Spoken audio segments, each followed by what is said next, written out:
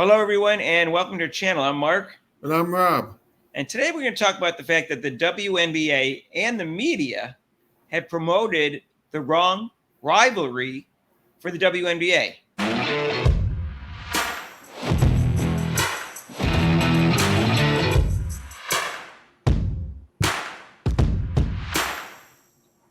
And hey, if you haven't subscribed to our channel yet, please do so and hit the notification bell when you do so you get notified of our next videos. If you like Caitlin Clark, subscribe to our channel. If you like Rob, subscribe to our channel. Just subscribe. We're going for 5,000 subscribers, and we need your help. So Rob, Larry Bird and Magic Johnson had this great rivalry that obviously helped the WNBA grow in the 80s when they were down in the dumps. They had the NBA Finals were actually on tape delay on ABC. Yeah, it was. And then they made the league really popular. They met in the finals 3 times, and they were white and they were black, and they came in the league the same year, played 2 different positions, and then Michael Jordan came around and promoted it even more, and the WNBA became very successful. I think the WNBA is hoping for the same thing with Caitlin Clark and Angel Reese, and I think they're barking up the wrong tree. Yeah. Here's the reasons why I think. Mm-hmm. You can tell me if you disagree or agree or not. But for Magic and Larry, the reason it worked was because they were both great players. I mean, they're in anybody's top 10 easily. In addition to that, Rob, they both had likable personalities. Right.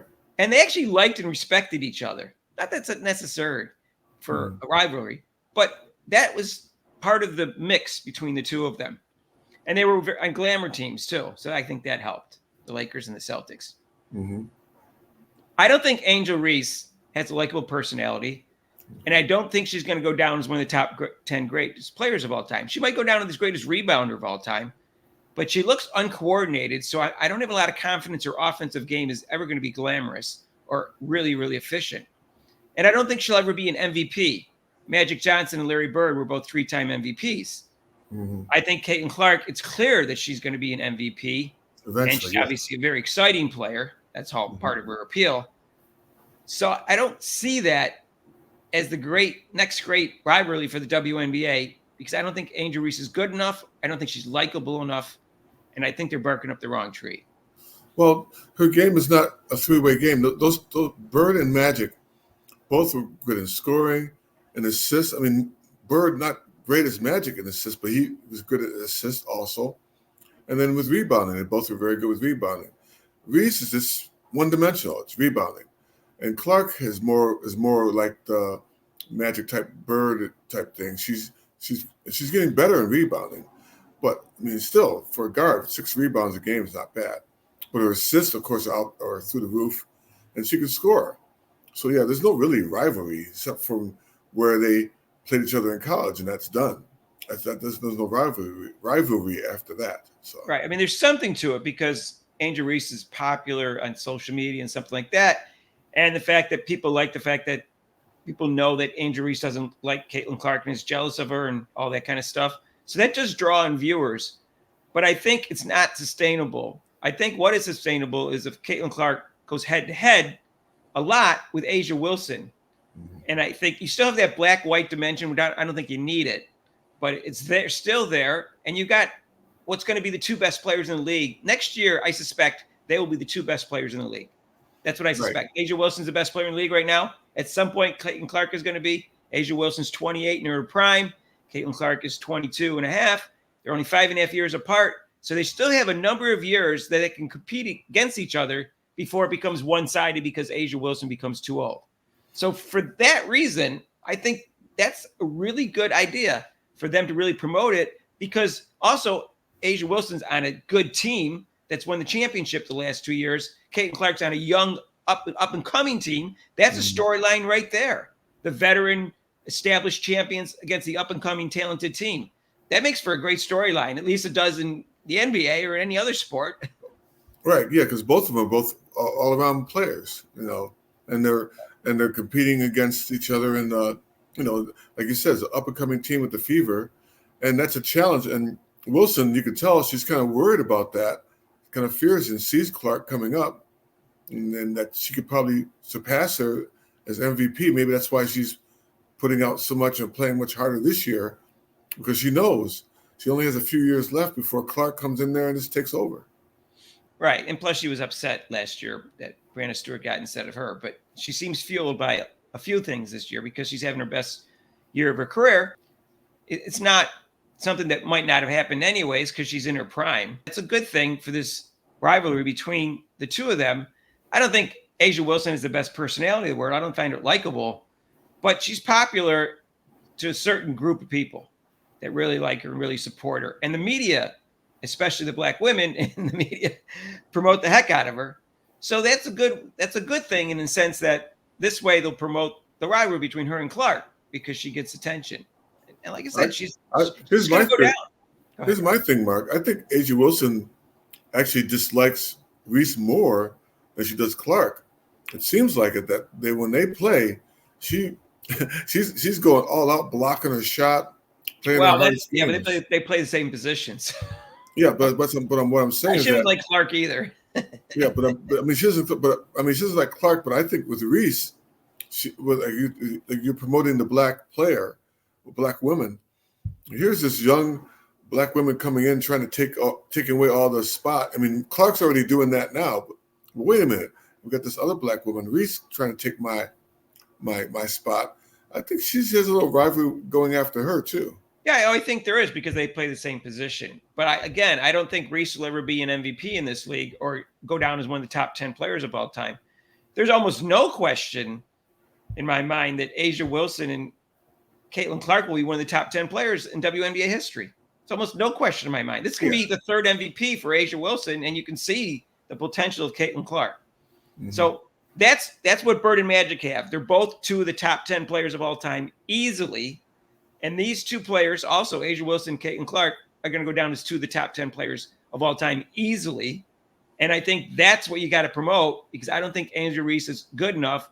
And her game's not exciting. A'ja Wilson's game's not exciting either, but she's the best player. So that makes up for it. With Reese, with the league promoting the double-doubles, that's why she's even talked about, I mean, as far as this Rookie of the Year thing, the double-doubles. Look at the double-doubles she has, and they're putting her up there. And I think there's an added dimension to this rivalry because of the comment that A'ja Wilson made in the beginning of the year that she said it was a huge factor that Caitlin Clark was white.